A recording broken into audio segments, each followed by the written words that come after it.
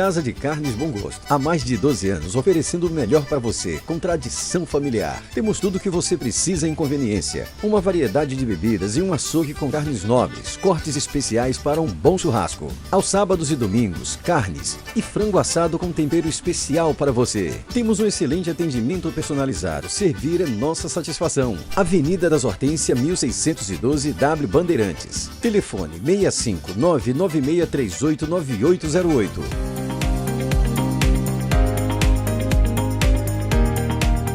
Fala pessoal, seja muito bem-vindo, muito bem-vinda. Mais um episódio hoje do podcast Frente a Frente Cast. Você que nos acompanha já nos últimos episódios que nós levamos, você sabe que aqui nós trazemos conteúdos importantes, trazemos entrevistados aqui que vão enriquecer o seu conhecimento aí do outro lado da telinha e o nosso com certeza. E hoje, como nos outros episódios, nós temos uma convidada mais que especial e daqui a pouquinho eu vou fazer a apresentação dela. Então eu peço para você, fique ligado, assista até o final que vai enriquecer muito o seu conhecimento sobre educação. Se você não é inscrito no canal, eu quero pedir para você que você se inscreva no canal e que você compartilhe esse episódio com quem você quiser, porque é notícia, é coisa boa. Ronaldo, mais uma vez eu tenho o prazer de dividir a bancada com meu amigo Dr. Ronaldo Ribeiro, seja bem-vindo. Estamos aqui para mais uma, né? Mais um hoje, mais um frente a frente, né? Tenho certeza que será muito agregador e engrandecedor. Então, desde já, gratidão a você pela audiência, que mais uma vez estamos aqui nessa semana para entregar conteúdo de qualidade, conteúdo que agrega valor. Eu acredito que mais que qualidade, Gercísio, igual os feedbacks que a gente vem ganhando, são conteúdos de valor que pelo menos fazem com que nós pensamos um pouquinho diferente. E hoje eu tenho certeza que a nossa convidada que você já vai apresentar vai engrandecer ainda mais o nosso episódio. E nós temos uma preocupação, gente, eu sei que já acompanha os nossos episódios ou que vai acompanhar, nós temos uma preocupação dentro desse projeto Frente a Frente Podcast de trazer nada mais que informação de um jornalismo sério, transparente e que, é claro, que traz conhecimento para você. São pessoas que vêm aqui, que nós entrevistamos, que fazem a diferença dentro da sociedade luverdense, para que a nossa cidade possa ser cada dia mais o que o nosso prefeito sempre fala, uma cidade de oportunidades e que possa aí trazer fazer da nossa sociedade mais justa e igualitária para todos. E hoje nós temos o prazer, a honra de receber aqui a secretária de Educação, a Elaine Benetti Lovatel. Ela é de Palotina, no Paraná. Ela é casada com o Fernando Lovatel, tem 2 filhos, o Arthur e a Bruna, mora há 21 anos aqui em Lucas do Rio Verde e a sua formação é pedagogia e algumas especializações que nós vamos deixar para ela comentar. Elaine, seja muito bem-vinda aqui ao nosso episódio. Tenho certeza que a sua presença aqui vai enriquecer muito o conhecimento da sociedade luverdense. É uma honra para nós tê-la aqui no nosso programa. É uma satisfação estar hoje aqui com vocês. Acompanho de vez em quando, né, esse podcast, então eu acredito que é um momento realmente da gente conhecer outras pessoas e explicar um pouquinho para quem está assistindo, um pouquinho da história pessoal, um pouquinho de por que escolhemos Lucas do Rio Verde, né? Porque muitos não são daqui, né? Escolhem Lucas do Rio Verde para morar e constituir suas famílias, assim como eu e meu marido escolhemos, né? Há 21 anos estar em Lucas do Rio Verde. Pegando esse gancho aí escolhemos estar aqui em Lucas do Rio Verde, conta pra gente um pouquinho, para quem nos assiste, um pouquinho da sua história, o que moveu você e seu esposo virem para cá, né? Um pouquinho aí de até hoje, o que fez, quem é e como veio para cá, Elaine Lovatel. Então, eu sou filha de pequenos agricultores, uma cidade oeste do Paraná, de Palotina, e tem muita gente de Palotina aqui, né? Bastante. E na época eu me formei, eu fiz a pedagogia, fiz a especialização em psicopedagogia institucional e clínica, e queria algo novo, né? Uma cidade nova, eu tinha uns amigos que moravam aqui, eu falei, Elaine, aquilo é para você, vamos para Lucas, a cidade é nova, imagina, 20 anos atrás. Eu vim junto com eles, hoje até é o Rony, né? O Rony é Solange, o Rony hoje tem a Carta Lima, né? Solange, são nossos compadres, enfim, então foi através deles. E eu vim aqui, fiquei um ano, eu vim primeiro, depois aí veio o Fernando, aí casamos, aí os filhos, né? O Arthur tem 16, fazer 17 anos esse ano. E a minha história é um pouquinho inusitada, porque eu ia ficar 5 anos aqui, no máximo. E estou 21 anos, né? Eu lembro, eu contei essa história para várias pessoas, tinha um projeto habitacional na época, aí tinha uma colega minha, eu trabalhava na Secretaria de Educação, Elaine se inscreve, é legal e tal. E é que aquele aqui perto aqui no Bandeirantes. Eu falei, não, eu estou indo embora já, final do ano, eu não vou ficar mais aqui, enfim. Então, realmente é uma cidade de oportunidades. A ponto que a gente viu essa cidade crescer, muita coisa boa acontecendo. E aí foi por isso que a gente ficou raiz aqui, né? Decidimos construir nossa família aqui, porque percebemos que aqui também era um diferencial para os filhos. Sim. Aqui também é uma cidade que tinha esse potencial de crescimento, tanto profissional, a ponto que ali eu depois fiz outra especialização aqui, fiz outros aprofundamentos de estudos, né? Enfim, foi uma cidade que nos acolheu e somos muito gratos também a tudo que nós construímos e conhecemos aqui. Então, muita coisa na minha profissão eu aprofundei em Lucas do Rio Verde. Eu já era professora lá em Palotina, mas foi aqui onde que eu tive os maiores desafios de oportunidades de crescimento. Então, eu fui muito grata a essa cidade. Certo. E você sempre, desde quando você chegou, você exerceu a sua profissão? Sim, então sempre fui na área de professora. Aqui em Lucas eu trabalhei, logo que eu cheguei, eu trabalhei um mês e meio, mais ou menos, conheci em 2000. Trabalhei na época na escola José de Alencar, que hoje já nem tem mais, né, essa escola. Então eu trabalhei lá na sala de apoio, sala de AED e alunos especiais, de vínculo com a PAI. Então, do meu lado profissional, a professora Edneia, a Edneia, que hoje é diretora da escola Paulo Freire, né, a Neia, foi uma pessoa que também me recebeu na época, né, ela era diretora da PAI, então. E logo depois eu trabalhei na Secretaria de Educação. Eu fiz um teste seletivo, né? Um processo, na época, entregava currículo, né? O ônibus quebrou, cheguei 2 dias depois, e tinha que entregar o currículo. Aquela história que um monte de gente já viveu, né? Até chegar em Lucas. E ali eu fiz, o mesmo ano teve um concurso. Eu fiz um concurso público, então eu sou da época dos professores, pedagogo 40 horas. Então eu fiz esse concurso em julho, fui chamada em setembro. Então, meu aniversário de efetivo é em setembro. E ali fiquei. Então, trabalhei na Secretaria de Educação em Monteia. Depois voltei para a sala de aula. Então, eu me identifico muito com isso, eu gostei muito. Então, voltar para a sala de aula, que foi em 2017, foi muito bom. Então, eu fui professora da Menino Deus, e 4 anos da Menino Deus. Paralelo a isso, eu fui convidada a fazer parte de uma empresa de assessoria. Então, a gente visitou outros municípios, fizemos trabalho nos municípios. Então, era um pouquinho das evidências, das oportunidades que o SIM em vir morar para o Lucas do Rio Verde nos proporcionou. Porque então foi através desse meu trabalho que me possibilitou todos esses conhecimentos.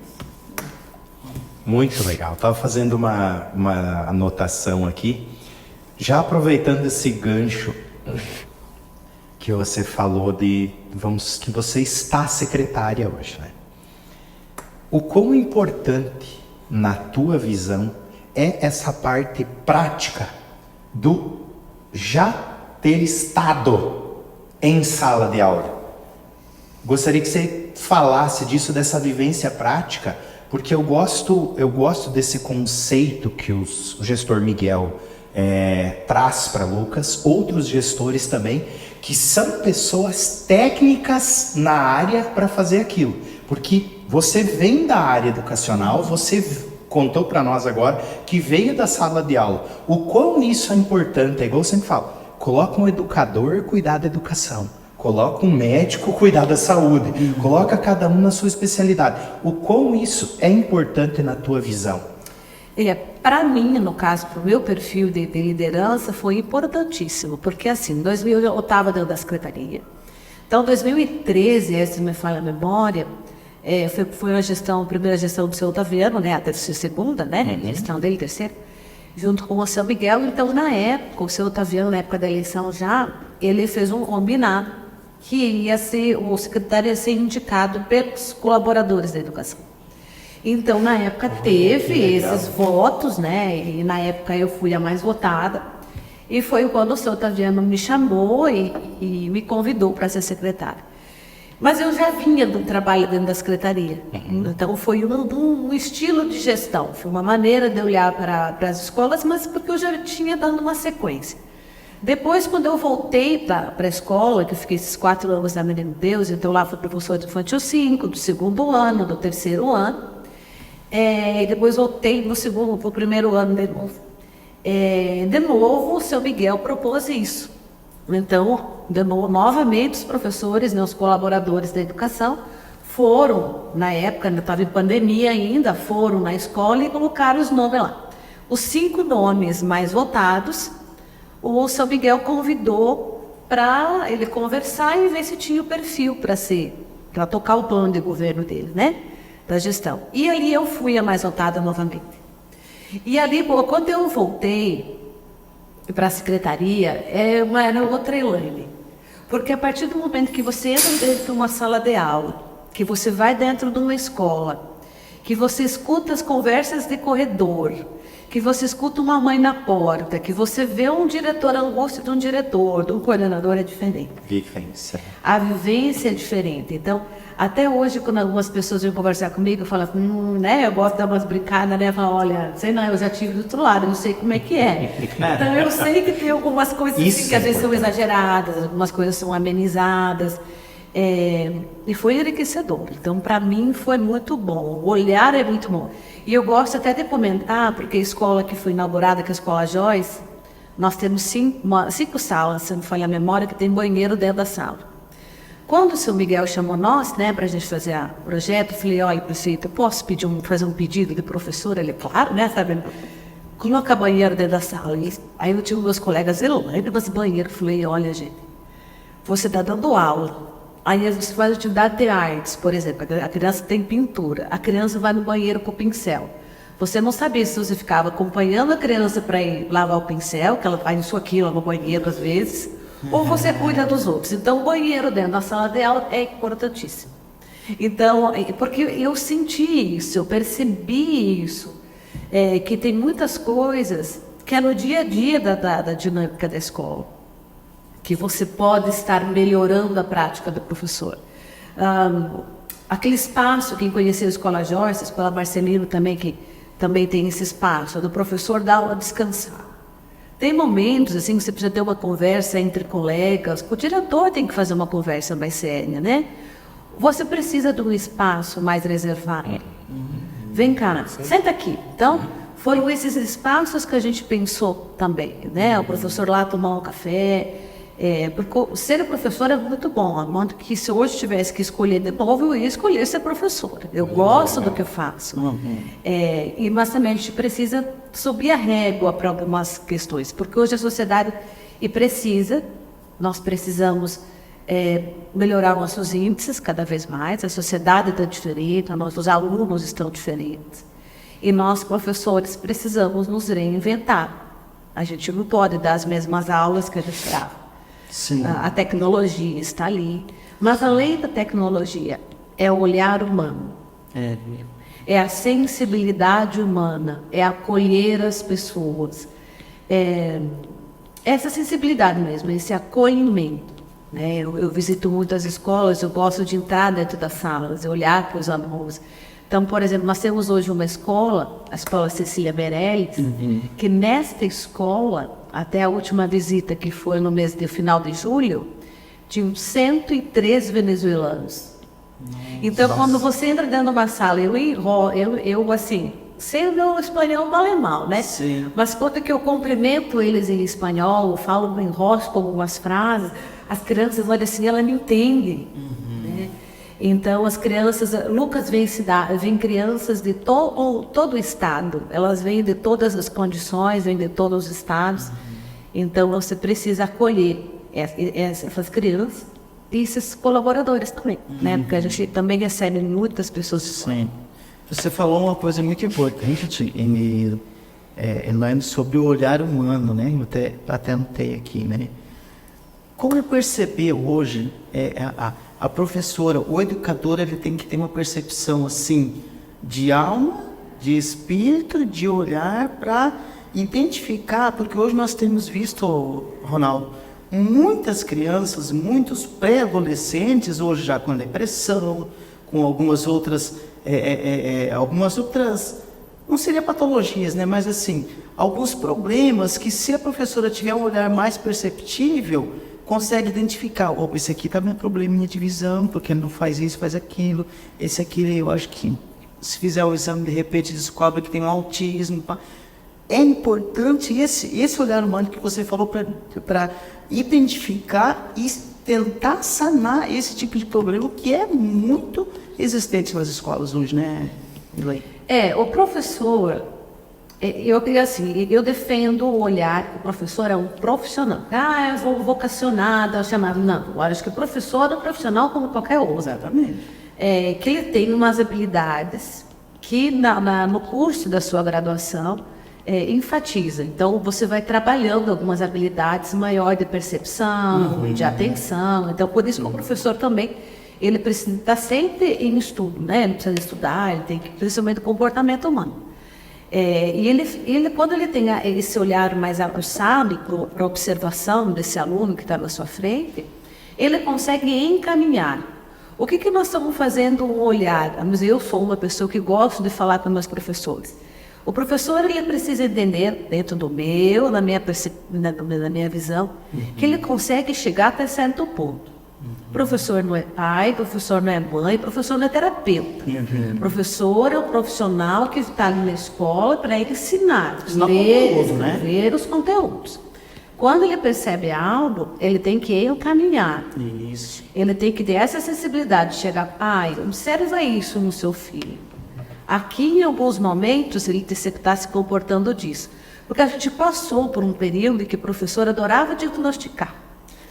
Ele é hiperativo, ele não sei o quê. Não somos terapeutas, nós somos médicos. Então, você tem que observar na suspeita e encaminhar para o profissional.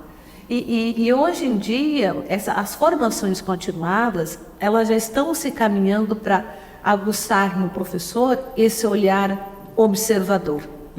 Essa sensibilidade de observar e de encaminhar para quem precisa. E um item importante que nós, hoje em dia, professor, precisa ainda mais observar, é não ter pena do aluno, não ter dó do aluno. O aluno, ele tem a história dele, sabe? Então, o aluno veio da história dele, o aluno tem o pai e a mãe da história dele. Então, porque senão houve uma época que o professor queria resolver a vida do menino. Eu vou dar comida, eu vou levar uma roupa, eu vou levar isso, Não, ele tem a história dele. Então, pai, olha, seu filho precisa talvez desse encaminhamento. Observe, a decisão é da família. Então, a escola também está passando por esses movimentos de não abraçar tudo para ela, porque às vezes o que eu entendo que seja bom não é o que você entende para o seu filho como bom. Então, um equilíbrio que nós estamos precisando dar. Sim. Mas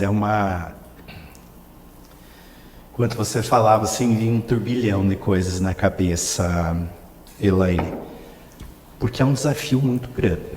De que eu falo, professor, o educador, mas com mais ênfase. Professor, quando eu falo professor, é professor e professora. Na grande maioria do mundo, mas no Brasil se acentua mais. É uma profissão que não é valorizada, como deveria. Não estou falando que não é valorizada, mas como deveria. Vamos pegar, por exemplo, hoje, qual uma das sociedades que mais se destacam no planeta? A sociedade do Japão. A única pessoa que é reverenciada no Japão é o professor. Não tem nenhum ministro, não existe excelência para juiz, não existe nada. A reverência é para professor, porque o professor teve que ensinar o magistrado, e o quão difícil isso, porque muitas das vezes está enraizado no próprio professor, que é profissional que está lá e se sente diminuído na profissão. Aí vem mais um problema gravíssimo social, que posso estar enganado e você me corrija, se eu estiver enganado. Eu acredito que Lucas ainda esteja bem melhor do que a média nacional, que é aonde as famílias estão terceirizando uma sala de aula, exercício, a educação dos filhos. É a obrigação, aonde já se viu o professor. Então, professor, gostei muito que você falou. O professor é um profissional técnico. Ele tem que ter a sensibilidade, ele tem que ter o tato humano, com certeza absoluta, não pode perder isso. Só que ele precisa entregar dentro de um cronograma da pedagogia um conteúdo e cumprir requisitos que o modelo educacional predispõe que aquela criança vai sair capacitada dali. Alfabetizado depende do nível, mas vai sair capacitada. Então não tomar essas dores, não virar psicólogo, porque concordo 100%, eu acompanhei umas histórias, inclusive de até parentes, que passaram por essas situações que começam a levar para casa o problema do aluno. E daqui a pouco está com problema em casa e etc. Diante disso, uma indagação e eu gostaria de uns pitacos teus aí do que você falou. É um desafio muito grande, porque vamos falar assim, pensar numa profissão que, entre aspas, não é tão valorizada como deveria, mas é muito exigida, ainda mais do que deveria. Num mundo em que nós cobramos muito índices, melhorias, indicadores, pontuação, classificação, como através de um estilo de liderança, e aí eu quero fazer 2 perguntas para você primeiro. Qual é o estilo de liderança que você exerce para os teus liderados, e que deve ser bastantes, e o quão importante, sim, é atingir os índices, mas até que ponto, na tua visão, nós vamos deixar essa parte humana de lado para atingir esses índices, perdão. Bom, vamos lá, são várias, né? Várias perguntas. Bom, o meu estilo de liderança, eu procuro ser misto, no sentido do democrático, mas também precisa ter resultado. Perfeito. Então, e assim, faz parte do meu perfil, assim, eu sou uma pessoa que gosta de conversar, de ouvir muito, mas em alguns momentos tem que determinar. Porque hoje na educação são 1.300 colaboradores. 1.300. 1.300, Muita gente. Todos. Então, quando a gente tem uma magnitude dessa de pessoas, você não consegue ouvir todo mundo e acolher as dores de todo mundo. Tem coisas que tem que acontecer. E se tratando de resultado, eu entendo que a educação, ela deixou de ser vista por um tempo como resultado, porque ela era vista como mãe de todos. É a mesma coisa que às vezes, agora as pessoas estão mais me entendendo. Eu falo assim, olha, ninguém chega no consultório médico, ou no consultório advogado, ou do empresário, bate na porta e quer falar com você. Não, você tem que reservar um horário, você tem que marcar, você tem que ver qual que é o assunto, ou deixa com a secretária. Então, por que o professor tem que ficar na porta da sala recebendo todo mundo? Então, é isso que eu vejo que o professor ele tem que ser visto como um profissional, como qualquer um. Ela é um profissional, então ele tem que ser... ele também tem que dar resultado como um profissional, porque o aluno que está na frente dele são potenciais de aprendizado. Eles precisam, eles têm condições. E o professor, a formação dele já é para isso. É para dar subsídio teórico, para ele conseguir discernir qual é a melhor estratégia que ele vai usar, por exemplo, para alfabetizar você. Que às vezes para mim vai ser diferente. Sim. E tem 25 dentro da sala. Então, é isso que vem o desafio, porque eu tenho que ter o equilíbrio, porque todos têm que aprender. E alguns não vão aprender como os outros. E aí é para isso que vem a rede de apoio das escolas.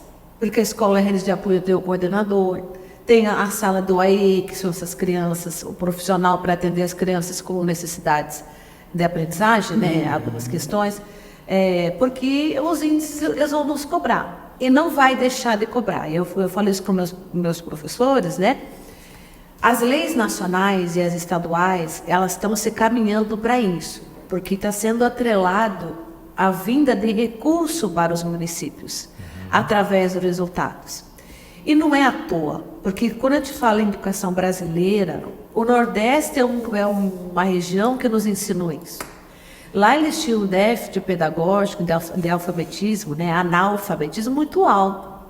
Então foi tomado decisões políticas nos últimos 20 anos lá, que fizeram com que o Nordeste hoje, as notas deles, encostasse com regiões que antes elas eram soberanas.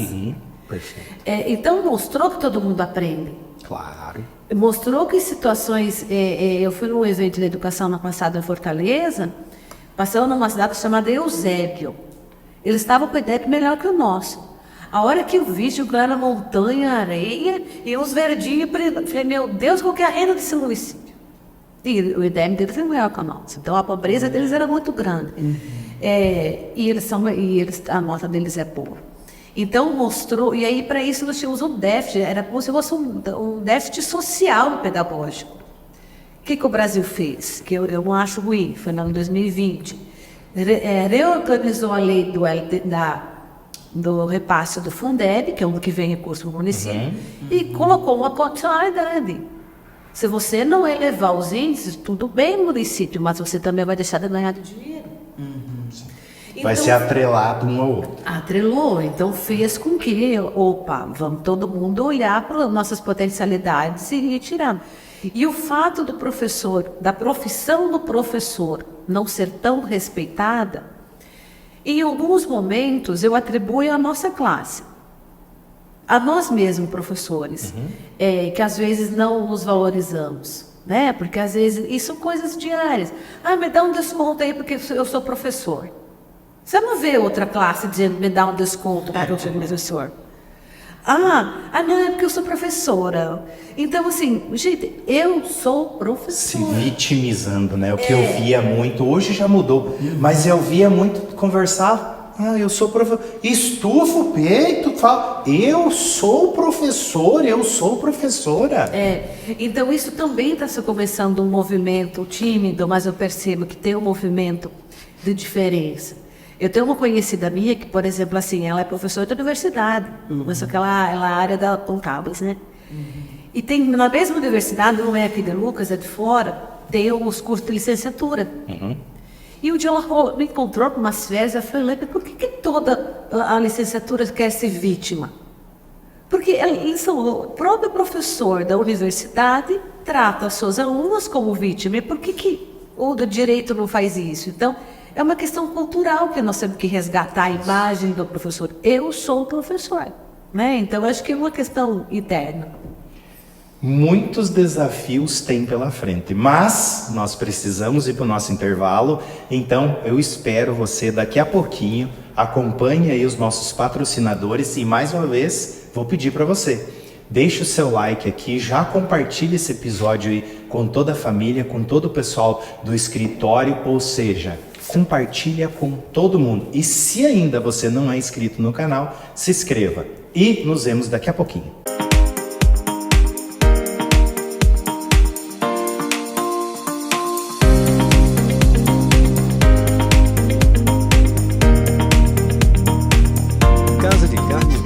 Há mais de 12 anos, oferecendo o melhor para você, com tradição familiar. Temos tudo o que você precisa em conveniência. Uma variedade de bebidas e um açougue com carnes nobres, cortes especiais para um bom churrasco. Aos sábados e domingos, carnes e frango assado com tempero especial para você. Temos um excelente atendimento personalizado. Servir é nossa satisfação. Avenida das Hortência, 1612, W Bandeirantes. Telefone 65996389808.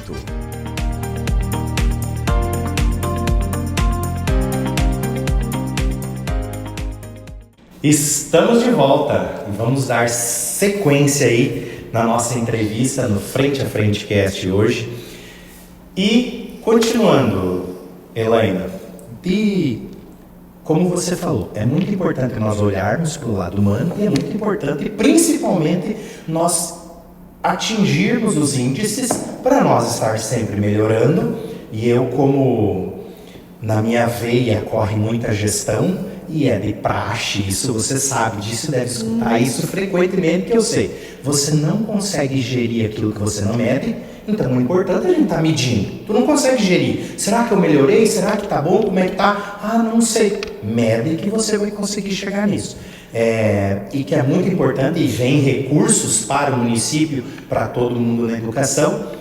Conta para nós como é que Lucas do Rio Verde está no cenário estadual, cenário, vamos dizer assim, federal. Conta um pouquinho dos números, você já falou que são 1.300 colaboradores. Eu acho que é importante você falar para nós um pouquinho de números, de indicadores, para o cidadão luverdense entender a robustez que é essa pasta que você carrega hoje. Então nós, na Secretaria de Educação, hoje nós somos 13.800 alunos. 13.800. Então a gente acredita que o ano que vem... De mais ou menos 85 mil, 83 mil habitantes, né? Por aí.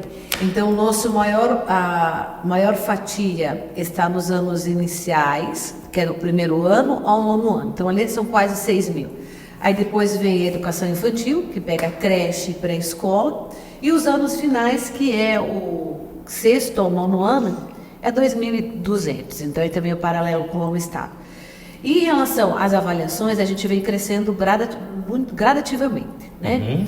O Estado inteiro, na verdade, veio, porque o Estado do Mato Grosso tem aquela ação, né, dos 10 anos, então que o foco do Estado é estar entre os 10 melhores, então isso ele precisa fazer com que todos os municípios sigam.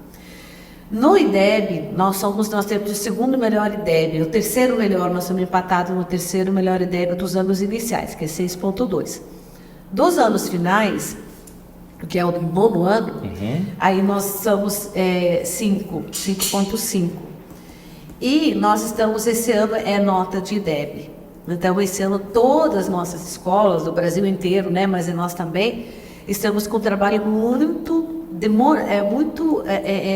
refinado de monitoramento. Então, isso já vem há anos.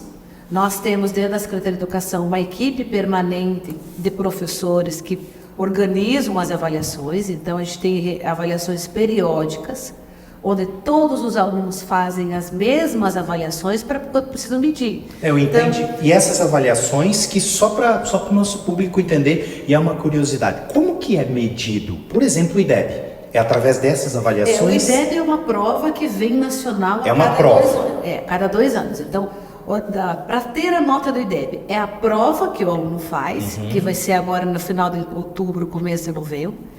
E junto com a prova do IDEB tem um questionário que ele preenche, então o governo, né, analisa também como é que está a parte do questionário social.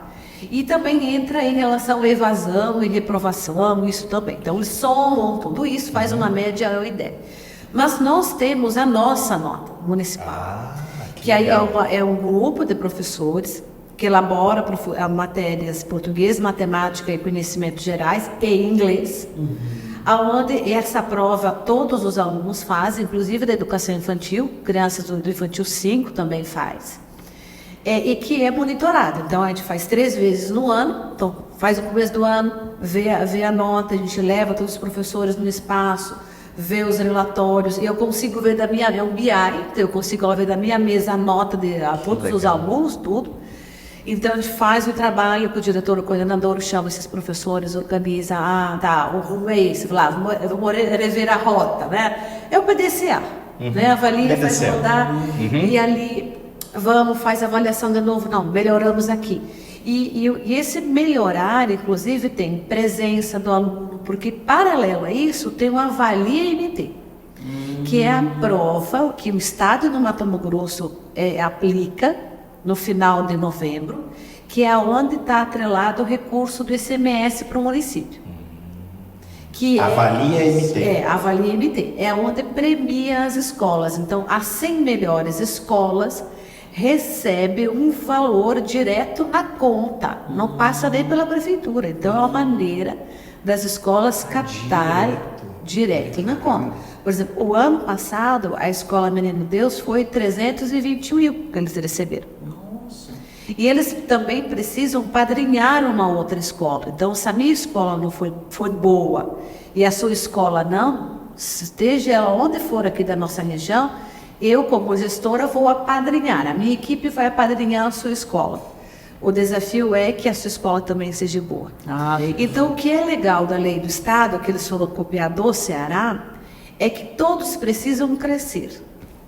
Então, a ideia não é a competitividade por ela sozinha. E quando a gente fez esse trabalho com as escolas, na nossa avaliação educacional, é isso também. Então, quem faz a prova é todos, né? Mas principalmente segundo, quinto ano e nono ano. Porque o Estado tem esses 3. Então, você fez a prova. O meu segundo ano é o pior da sala, da escola, e vocês dois também que são do segundo ano. Qual é o nosso olhar agora? É chegar e falar, Elaine, vem cá. O que está acontecendo com a tua sala? Você está com qual dificuldade? Nós vamos te ajudar. Porque o objetivo é a escola evoluir. Porque qual é a mentalidade? O que está por trás disso? O aluno tem que aprender. Não é concorrência, é aprendizado dos alunos. Porque um dos itens que nós somos avaliados é a equidade. Então, se aqui no município tem uma escola que tem a média 9 e a outra é 4, nós perdemos ponto. A lacuna é muito Porque tem esse vazio, né? Então, é isso que nós estamos sendo convidados. E isso também é uma mudança da mentalidade. Porque não é só em escola, eu acredito que às vezes era concorrência por ela sozinha, né? Não, eu quero ser o melhor da escola. Mas eu, como professora, fechar a porta e ser a melhor da escola, minha escola não vai subir, não vai adiantar nada. Nós precisamos que no todos coletivo, o individual é importante, mas o coletivo é fundamental. Então esse está sendo o nosso convite agora, que também é natural, tem pessoas que estão estranhando isso. Então às vezes eu comento com eles. Hoje ser professor é um profissional como qualquer outro, e ele precisa gostar do que faz. Porque ele vai precisar dar resultado como qualquer vendedor lá na loja, como qualquer advogado, como qualquer médico, ele vai ser medido o resultado dele. E ele precisa gostar do que faz também. Ele tem que se identificar, ele tem que ter as habilidades, ele tem que ser um pesquisador, ele tem que procurar trazer metodologias que o aluno possa aprender, ele possa melhorar. nossa, que bacana. Minimamente ter um desejo de aprender sempre, né? Eu sempre falo, o professor é o eterno aprendiz, né? Que ele precisa sempre aprender, desaprender para reaprender para ensinar. Porque ele precisa aprender. Tu eu vou ensinar só o que eu aprendo. Então, o eterno aprendiz é o professor. E aí eu dou risada, porque como eu fui para a escola, né? Eu tenho meus filhos na escola. Quando ele estava lá dando aulas pequena, hoje uma professora tem curso, a professora tem aula. Eles olham assim, professora, você tem aula? Eu falei, sim, a professora tem que estudar. Mas você já não é professora?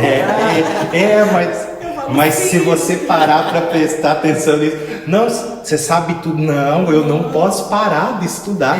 Eu estou atualizado, eu estou atualizada por consequência do que eu não parei de estudar. Eu acho que por isso que eu concordo em gênero, número e grau com o que você falou. O professor, como todo e qualquer profissional de qualquer área, ele tem que gostar daquilo que ele faz. Ele tem que gostar. Ele vai ter que aprender. Não necessariamente que seja um conto de fadas e fala assim, não, eu gosto, eu faço o que eu gosto. Bem-vindo à vida de adulto. Nós temos que fazer o que é preciso ser feito, não o que a gente gosta. Porque tem muita coisa que a gente não gosta e tem que fazer. Tem que se identificar, porque assim como qualquer outra profissão tem os seus desafios, então tem dia que você volta mais triste, tem dia que você volta mais feliz, mas é uma profissão altamente gratificante. Porque assim, eu vou falar que a minha experiência maior é como aos pequenos, né? Você vê o semblante da criança dizendo, professora, eu li, professora. Nossa, que legal. É emocionante. Então, o alfabetizador, por exemplo, que você está ali, você vê a descoberta da criança, a felicidade dela conseguir ler, dela escrever. Isso, sabe aquela frase, não tem preço que te pague, é algo que você carrega. Deve ser muito top mesmo. Legal essa observação que você fez, gostei. Um assunto um pouco não, bastante polêmico, mas eu acho importante a gente ver como ouvir de você, né, como gestora, como detentora da pasta aí, né? Diante desses atentados que aconteceram nas escolas, né? eu às vezes buscava aí matérias, né, para postar no site e tal. Você ficava assim meio até sem como que você vai redigir um texto aí sobre um assunto tão sério, porque assim, eu me colocava no lugar, Ronaldo, de um pai, por exemplo, levar meu filho e deixar lá na escola. Puxa vida, será que meu filho, quando eu voltar a buscar, vai estar vivo? Porque estava um perigo iminente, inclusive de ameaça, de atentado. Como foi, Elaine, viver esse momento de tensão ali, dentro dos seus comandados, né? Até, puxa, o que vamos fazer para que realmente isso não aconteça, que os pais possam sair tranquilos e dizer, não, meu filho também mirado. Foi um momento muito tenso, né, para a educação. Eu atribuo assim, que nesses últimos 2 anos e meio, eu acho que a educação viveu coisas que nunca viveu na vida. Sim. Porque em 2020, né, no começo da pandemia, 2020 foi, né? 2021 era chegar vivo no final do ano. Era o nosso... sobreviver. O foco Moda era... sobreviver. Sobreviver. Ok. Quando a gente sobreviveu, já nós percebemos muitas fragilidades emocionais. Mas isso eu não sou psicóloga, tá? É o meu olhar. Mas é uma verdade. Então, foi estranho que a gente viveu aqueles 20 dias. Na verdade, foram 20 dias estranhos.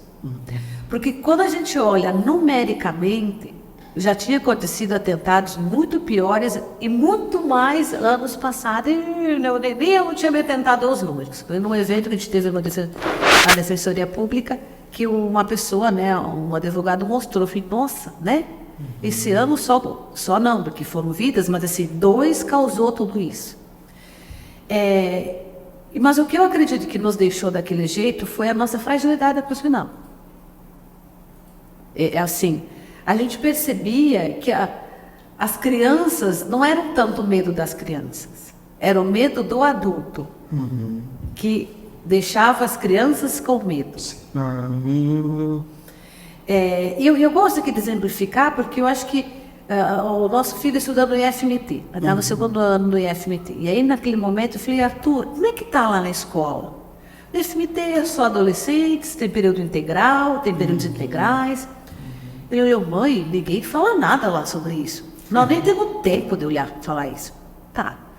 Cheguei ao meu colega, ele está no 2º, o Arthur. O menino dele, nosso filho dele, está no 1º. Falando, como é que tá? Ninguém fala nada. Conversei com uma mãe, quando a gente lançou o Botão do Pânico, uma mãe de uma menina dela, está no 3º ano, chegou assim, vocês não vão estar lá, né? Falei, vamos, né? Por quê? Porque ela não precisa. Por que não precisa? Porque lá ninguém fala desse assunto lá. Então, assim, o que isso me trouxe? Que era o fortalecimento daquele jovem. Ninguém ficava falando sobre isso com eles lá dentro, entende? Ninguém ficava atiçando isso. Não dava tempo pela rotina do IFMT, do estudo do IFMT. Então, aquele me falou, peraí, se eles estão vivendo, são tudo adolescentes, eles têm celular como todo mundo, como é que eles não estão com medo? E olha a fragilidade daquele prédio em relação aos outros. Mas ninguém tinha medo. Então, eu atribuo que essa nossa fragilidade emocional de discernir o que era um fake news, o que não era, o que era um vídeo pregado, o que não era, o que era inventado, o que não era, mostrou nossas fragilidades, assim. Ainda bem que nós já passamos. Claro que o momento fez com que a gente olhasse também para algumas fragilidades. Por exemplo, entrava e saía a gente da escola, era o que queria. Então, era o que eu ia comentar. E nós tínhamos esse algo, porque a gente tinha essa confiança. Ele chegava lá e dizia que era o pai do João, assim entra, é o pai do João. Ninguém se pegava uma identidade para ver se era o pai de João mesmo. A gente tinha essa Até confiança. porque o histórico não exigia que pedisse também. Que você pedia. Então agora a gente às vezes esquece, porque a gente tinha essa comunidade, né? Esse receber todo mundo, fez com que a gente cuidasse. Mas será realmente é o pai do João? Sabe? Então criou um pouquinho mais dessa desconfiança. Os cuidados precisam ter. Mas do nosso olhar, e nisso eu acredito que a gestão municipal teve um amadurecimento muito forte. A gente, mesmo assim, nós não transformamos nossas escolas em presídio. Perfeito. Porque teve lugares, eu vejo meus colegas secretários, que naquele momento era secretário só fazer o que ia fazer, né? Que isso ia subir morro, ia colocar serpentina. Eu falei, meu Deus. Vocês estão fazendo um presídio? O que vai virar na escola? Né? E ainda mais os números mostraram que, infelizmente, as pessoas que tiveram a intenção, com o muro, sem muro, com serpentina ou não, eles não fizeram. É isso que eu percebo. Que o pós-pandemia, me parece que a sociedade está mais vulnerável emocionalmente. Tem muito mais, né? Até com os desequilíbrios, assim, o desequilíbrio da pessoa entrar e fazer uma maldade como aconteceu em algumas escolas, sabe? Então é uma sociedade, enfim, é um outro olhar, que por isso que dentro das nossas escolas e nacionalmente está se resgatando as competências socioemocionais. Nós precisamos, essa nossa juventude precisa se autorregular, ela precisa ter noção do que é certo, o que é errado, a ordem tem que voltar. Quem manda em filho é pai. Entender hierarquia. Hierarquia, quem manda em filho é pai e mãe, seja ele separado ou não, mas essa criança, esse adolescente tem um pai e tem uma mãe, é o pai que manda, não é ele que manda em casa. Então, assim, isso a gente faz timidamente se voltar. E aí a escola, muitas escolas fazem esse movimento, mas o seu pai deixou? Não, mas é o seu pai que tem que vir aqui. Então, isso tem que vir. Então, às vezes, quando a escola chama o pai para dentro da escola, pai é você que tem que autorizar, que é uma maneira de resgatar a autoridade. Por isso que eu sou a favor da escola militar. Que lá se ensina disciplina, se ensina regra, se ensina, né? Eu não sou a favor. Mas essas questão que você falou. Mas essas regras, na verdade, elas são em todas as escolas. Né? A regra não existe em todas. Mas, às vezes, é uma geração. É uma geração, porque, às vezes, esse pai hoje também ele é fruto de uma geração, às vezes, muito autoritária, que o sonho dele era, quando ter um filho, fazer mais leve do que ele acha que foi para ele. Mas esse fazer mais leve foi aonde se perdeu. Porque aí tá leve demais, né? Aí o filho tá mandando no pai. É isso aí, o pai tá carregando o fardo do filho, né? Então, ainda bem que foi uma fase que a gente precisou aprender, foi preciso ter muita cautela, muito assim, muito sangue frio em alguns momentos. Eu falei, gente, calma, não vai acontecer, não vai acontecer, porque senão você instaurava o medo. Então, realmente o medo instaurou e desequilibrou muitas pessoas. E eu acho, não sei se vocês concordam, mas no meu tempo, por exemplo, eu estudei no começo lá no interior de Francisco Beltrão, lá numa escola no interior, a gente sofria hoje que chama de bullying direto, mas na época chamava a gente de nome, pra mim, encarava como uma brincadeira, retrucava, e todo mundo jogava futebol junto, e é isso aí. Hoje, meu Deus, qualquer coisa que falar é um bullying, que eu vou ficar irritado, eu vou ficar vitimizado, eu vou pegar uma arma e sair matando. Misericórdia, Essa geração frágil, Nossa. que eu sempre falo que nós viemos fragilizados e estamos fragilizando essa próxima geração, que vai fazer uma geração forte vir. Do excesso do protecionismo e do erro grosseiro que você matou, na minha opinião, na mosca, a charada. Eu não tive, eu não fui, minha filha, não. Aí passa-se. Pai indo lá discutir, brigar com o professor.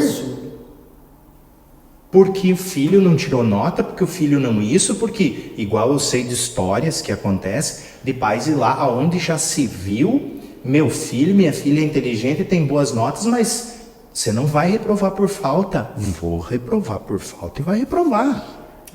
E acabou, e os pais indo lá discutir, defender o filho, vitimizando ainda mais. Então, para mim é claro, uma sociedade doente, que está refletindo nas escolas também.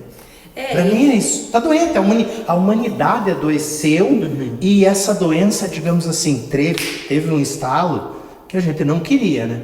Mas essa pandemia causou muito isso, porque foi o momento em que nós obrigatoriamente, Elaine, tivemos que nos encontrar conosco mesmo.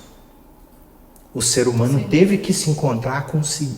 Eu preciso me encontrar. Com quem? Porque agora eu tô meio fechado. Eu tô com modo sobrevivência e nem na sacada do prédio eu vou porque eu não sei se eu posso respirar. E foi uns 90, 120 dias teve. Eu falo que teve. Eu moro em condomínio, moro em prédio. Cara, era um mausoléu o prédio, ninguém saía. Eu fui um dos 10 primeiros luverdenses a contrair a Covid aí. Então, meu Deus do céu, os caras queriam isolar o nosso apartamento. Beleza, mas isso só aflorou. Mas até por falta de informação. Não, 99% falta de informação. O médico que me tratou, que foi o Dr. Fábio Argenta, cara, falou, não, vamos levando, não tinha nada. Eles não sabiam, não tinha nada no mundo, não tinha nada, tanto é que Lucas do Rio Verde foi uma das cidades rápidas, os profissionais foram para fora, a gestão também trouxe aprendizados, trouxe gente para preparar aqui, inclusive depois nas UTIs, só que era algo que a gente já estava frágil e veio uma doença só para expor essa fragilidade, mas que o ser humano precisa rever alguns conceitos, precisa. E eu acredito, assim, no verso, um colega meu professor depois vai escutar, eu arrisco de dizer que um item que mais entristece o professor hoje, às vezes, porque se não é todo mundo quer fazer pedagogia, tá faltando um professor. Imagina. É isso, esse descredenciamento do professor. É esse exemplo que você citou. Então, hoje, o professor erra, todos nós erramos. Claro.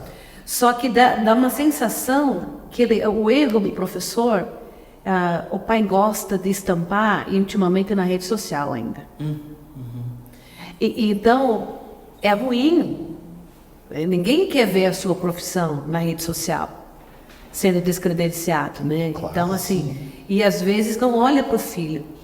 Quando às vezes eu acolho alguns professores, né, que eles estão ficando meio chocados com algumas coisas, eu falo assim, olha, eu falo mesmo, né? Pensa que o filho é dele. Ele só é teu aluno. Você só vai dar aula esse ano para ele. Agora, ele é o filho pro resto da vida daquele casal. Então, dependendo da atitude que eu, mãe, eu, pai, estou tomando com o meu filho hoje, a escola vai passar. Mas como é que ele vai ser lá no emprego? A vida dele não vai Como é que passar. vai ser a vida dele? Toda vez vai ter um pai ou uma mãe lá pedindo para tratar ele diferente, querido, não. Então, assim, a vida também vai mostrar, e às vezes vai mostrar de uma maneira um pouco mais dolorida do que na escola. Vai muito, eu sou defensor disso. A vida não vai te empurrar, a vida vai te socar. Essa é a vida. Então é uma geração, como nós também temos filhos, né? O Fernando, a gente fica preocupado, assim, preocupado no sentido de fortalecer os nossos. Mas ao mesmo tempo, eu fortaleço os meus, mas se você não fortalecer os teus podem pegar os meus amanhã e fazer alguma coisa. Perfeito. Volta aquilo que nós falamos. O coletivo. Não basta eu me preocupar só, igual você falou do teu filho, eu vou nominar a minha. Não basta eu me preocupar com a Emily. Eu tenho que me preocupar com a Emily e todos, minimamente, da sala da Emily, do colégio da Emily, e assim nós, no coletivos, melhorar a nossa sociedade. Por isso, então, eu acho que eu vou aproveitar, nós estamos fazendo uma parceria, né, já está feita, tem inclusive uma lei, do Círculo da Paz, que tem como base a justiça restaurativa, né, então, o Ministério Público. E o Círculo da Paz é isso. São círculos que nós vamos trabalhando com os nossos alunos dentro das escolas. Vamos começar, eram tímidos, então agora são 55, acho, professores que estão passando, né, passaram por capacitação, porque o Círculo da Paz é uma ferramenta que você trabalha dentro da escola, da empresa, na própria justiça, né, restaurativa, em audiências, tudo, aonde você fortalece o indivíduo, fortalece ele para ouvir, porque às vezes hoje ninguém tem paciência, né? Você está conversando, a criança te chamou, você atende, ei, espera, a mãe está conversando aqui, espera a sua vez, não para tudo para atender a criança, né? E ela vai crescendo assim, achando que todo mundo tem que parar para atender ela, né? Então, a gente trabalha, isso vai fortalecer dentro das escolas, então hoje tem vários municípios do estado do Mato Grosso. Campo Verde é o que começou.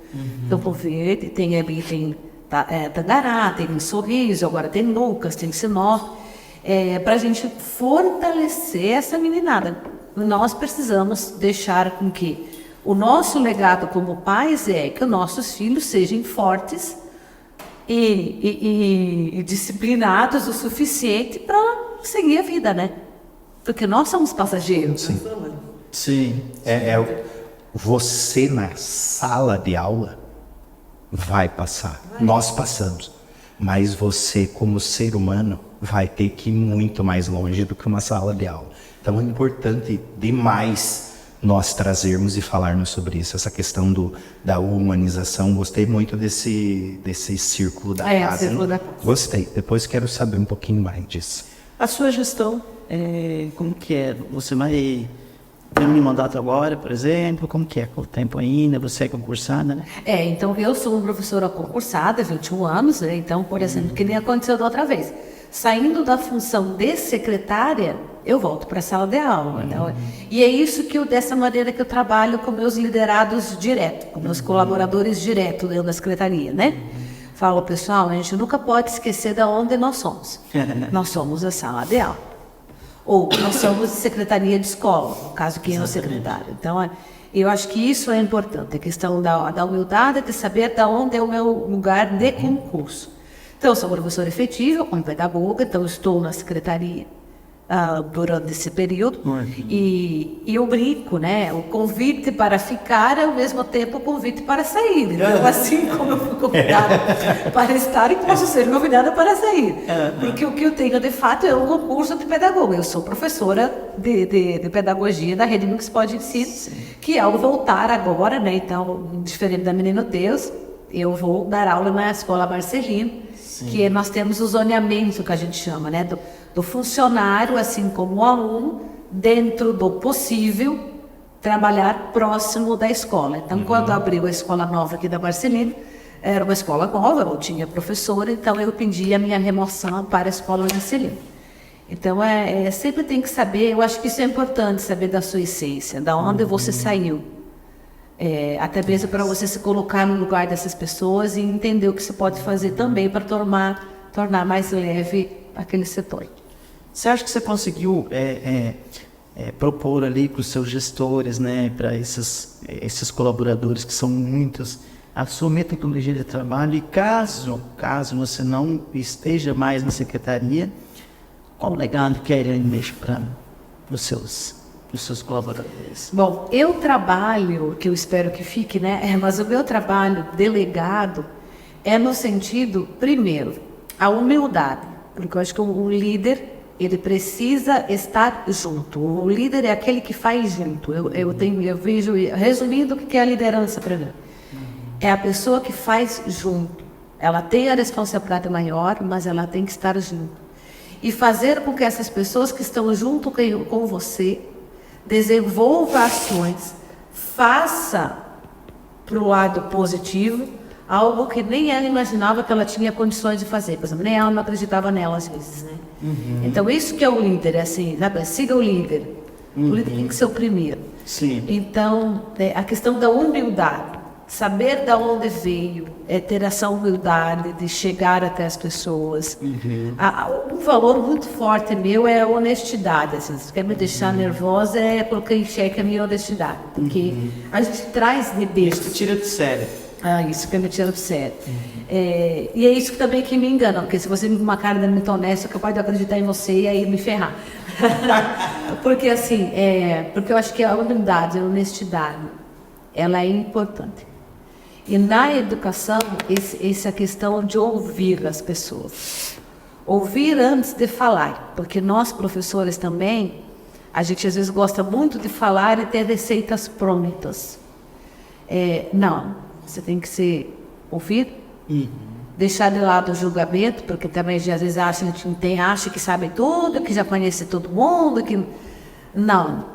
Acho que não julgar o outro também é um procedimento, é uma atitude importante do líder, e que é algo que eu trago sempre para o meu dia a dia. Então, acho que essa questão da humildade, honestidade e saber ouvir as pessoas. E a gente tem visto muito isso, né?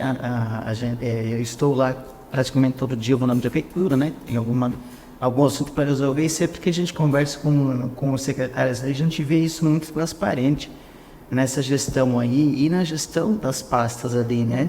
Uma transparência no trabalho, realmente buscando desenvolver um trabalho que a população esteja por dentro de todos os projetos desenvolvidos ali para a sociedade. Você acha que isso é um legado também, é uma coletividade de situações que o prefeito Miguel também colocou para vocês aí como secretariado, essa transparência, essa honestidade no trabalhar, em desenvolver projetos para a sociedade? Sim, e eu acredito também, porque nesses períodos, eu dei uma entradinha em estudar comportamento humano, liderança. Então, por exemplo, uma frase que me marca muito é que os liderados têm a cara do líder. Então, o ritmo de trabalho é o líder que dá.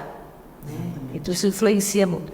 E o seu Miguel, ele é muito de agregar pessoas. Então, o nosso time de secretários, ele é muito parceiros. Nós somos realmente um time mesmo. Um ajuda o outro, um tem liberdade para ver, ei, ó, acho que vocês pisou aqui, ó, volta aqui. Sabe? Então, a gente tem essa liberdade entre nós. E com o nosso líder maior, que é o prefeito, o Márcio, então, isso é importantíssimo. E eles sempre deixaram muito claro, desde a primeira reunião, o São Miguel deixou tudo bem, a prefeitura tem lá a sua missão, visão, valores, mas tem uns princípios que o São Miguel apresentou para todos os secretários, que hoje é o que eu trago para a Secretaria de Educação. E a simplicidade, a honestidade, a proatividade, esse espírito público faz parte dessa lista, que são 7, se eu não me engano, que ele apresentou para nós. Porque a população, nós estamos lá para servir. E nós somos passageiros. Foi minha experiência, eu sou passageiro, eu já estive, saí, voltei, posso sair de novo. Então, nós somos passageiros. E precisamos fazer para a sociedade. Muito bom, hein? Vontade eu tenho pelo menos, eu já escrevi mais umas 4, 5 perguntas, mas infelizmente nós não temos mais tempo. Nós precisamos encerrar nosso frente a frente e, mais uma vez, né, vamos ter que intimar para uma nova rodada aí, mas só um adendo que eu gostei muito do que você falou e eu até procurei aqui, para não cometer nenhum agafe. Eu gosto muito da questão do conceito de liderança do professor Falcone, que ele fala que o líder é aquele que traz resultado, ou seja, ele bate a meta, fazendo a coisa certa com a equipe. Com a equipe que tem, né? Com a equipe. Sozinho não vai servir. Só bater meta sem fazer a coisa certa não vai justificar. Então, esse é um líder. Quero agradecer muito, Elaine, você por essa participação. Conheço você de longa data e já. Gratidão enorme por você estar conosco aqui. Volte sempre, acompanhe. Tenho um carinho muito grande com essa pasta de educação, que é o que está construindo o nosso amanhã, que é aonde nós precisamos realmente plantar as boas sementes. Gratidão do fundo do coração por você estar aqui frente a frente conosco hoje. Gercísio também, obrigado por mais um episódio. Semana que vem estamos aí, e a todos vocês uma extraordinária semana. Eu também agradeço, né? Eu gosto de falar da educação, então é bom que vai até delimitando o meu tempo. Agradeço a oportunidade, agradeço, né, as pessoas que estão ouvindo e que vão ouvir, né? Porque isso fica gravado. Isso é um pouquinho da educação, claro, né? Então, educação é isso. Educação é viva, tem pressa, tem muita coisa boa que acontece e que vai acontecer, porque nós precisamos deixar, né, um legado positivo. Eu falo que o futuro começa hoje. E se tratando de educação, o futuro é quando nasce uma criança, já nasceu o futuro e o presente ao mesmo tempo. Verdade. Muito obrigada. Elaine, obrigado então mais uma vez. Eu vou ficando por aqui, pedindo que você se inscreva no canal, compartilhe esse episódio e olha, Olha, semana que vem, mais um episódio fantástico para você. Tenho certeza que vai agregar muito na sua vida. Uma excelente semana a todos e até o próximo programa. Casa de Carnes Bom Gosto. Há mais de 12 anos oferecendo o melhor para você, com tradição familiar. Temos tudo o que você precisa em conveniência. Uma variedade de bebidas e um açougue com carnes nobres, cortes especiais para um bom churrasco. Aos sábados e domingos, carnes e frango assado com tempero especial para você. Temos um excelente atendimento personalizado. Servir é nossa satisfação. Avenida das Hortência, 1612, W Bandeirantes. Telefone 65996389808.